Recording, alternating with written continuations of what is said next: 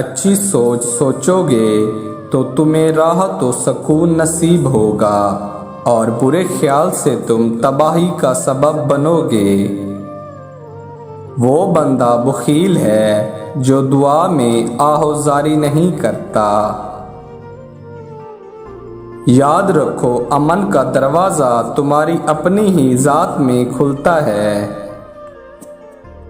بہت سے عیب جو آپ دوسروں میں دیکھتے ہیں اس میں آپ کی اپنی فطرت جھلکتی ہے۔ اللہ تعالیٰ جب کسی بندے سے ناراض ہوتا ہے تو اسے پاکیزہ لوگوں کی عیب جوئی میں مشغول کر دیتا ہے۔ جو شخص خوشگوار زندگی بسر کرتا ہے وہ سخت موت مرتا ہے۔ درویشوں کے علاوہ دنیا کے باقی لوگ بچوں کی مانند ہیں جو کہ دنیا کے کھیل میں مگن ہیں۔ بلی جس گھر میں بچے پیدا کر دے تو سمجھ جاؤ کہ بہت جلد ہی اس گھر میں رزق کی فراوانی ہوگی اور کبھی رزق تنگ نہیں ہوگا۔